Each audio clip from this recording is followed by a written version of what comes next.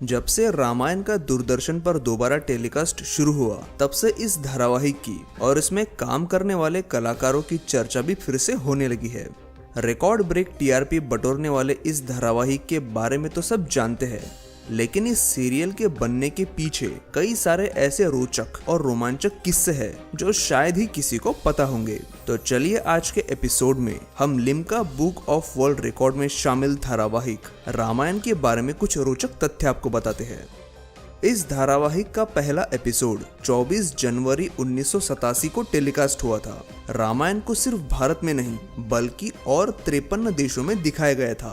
इसके पहले एपिसोड को करीब 40 मिलियन लोगों ने देखा था और इस तरह से ये पूरी दुनिया में सबसे ज्यादा देखे जाने वाला धार्मिक शो बन गया और दूरदर्शन पर प्रसारित होने वाला भी ये पहला पौराणिक धारावाहिक था।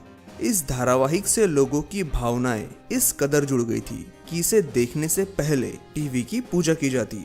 इसे देखने के लिए लोग अपने जूते और चप्पल उतार कर बैठते थे। प्रभु श्री राम की भूमिका निभाने वाले कलाकार अरुण गोविल ने जिस दिन से इस धारावाहिक की शूटिंग शुरू हुई थी, उस दिन से मांसाहार, शराब, सिगरेट और अन्य नशीली चीजों को छोड़ दिया था। जब राजीव गांधी ने उन्हें इलाहाबाद की सीट पर कांग्रेस की तरफ से चुनाव लड़ने का प्रस्ताव दिया, तो उन्होंने बड़ी ही विनम्रता से मना कर दिया था ताकि उनकी और उनसे जुड़ी प्रभु श्री राम की प्रतिमा खराब ना हो। इस धारावाहिक में सीता माता की भूमिका निभाने वाली दीपिका चिखलिया उस वक्त सिर्फ 15 साल की थी। माता सीता का किरदार निभाने के लिए रामानंद सागर को एक ऐसे लड़की की तलाश थी जो 3-4 लड़कियों के साथ अगर स्क्रीन पर दिखाई दे तो लोग अपने आप समझ जाए कि उनमें से सीता कौन है, और ऐसी कलाकार उन्हें मिली भी। इस धारावाहिक में काम करने वाले कलाकारों ने अपने किरदारों को इस कदर पकड़ लिया था कि अपनी निजी जिंदगी में भी लोग उन्हें उनके किरदार के रूप में ही देखने लगे थे। रावण की भूमिका निभाने वाले अरविंद त्रिवेदी को पहचानने वाले लोग उनकी बीवी को भी मंदोदरी के नाम से पुकारने लगे थे। जिस दिन इस धारावाहिक में उनका वध हुआ था, उस दिन उनके गांव में शोक मनाया गया था।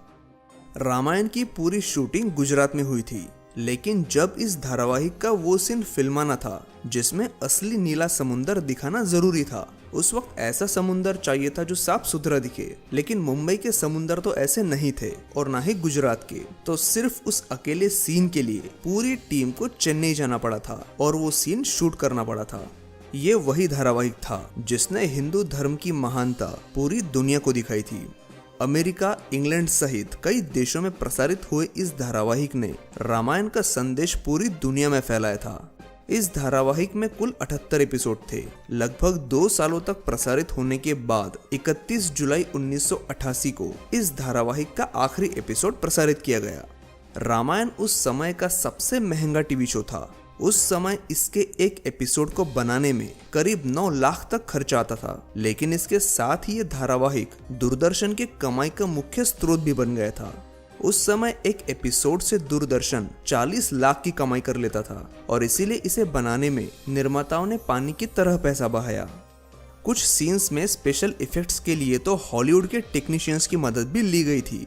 क्या आप जानते हैं कि रामायण धारावाहिक में सबसे ज्यादा किरदार निभाने वाला आदमी कौन था? असलम खान, जिसने 10 से भी ज्यादा किरदार निभाए थे। ये धारावाहिक सिर्फ 80 के दशक में ही सुपरहिट था ऐसा नहीं है। आज इतने सालों बाद भी जब इस धारावाहिक का रीटेलीकास्ट किया गया, तो आज भी इसने टीवी के सारे रिकॉर्ड्स तोड़ दिए और रामायण पिछले 5 सालों में सबसे ज्यादा देखे जाने वाला हिंदी एंटरटेनमेंट शो बन गया। उम्मीद है ये सारी बातें जानकर आपको अच्छा लगा हो, तो कृपया इस वीडियो को लाइक जरूर करें और आगे आने वाली वीडियोस देखने के लिए हमारे चैनल को सब्सक्राइब करें।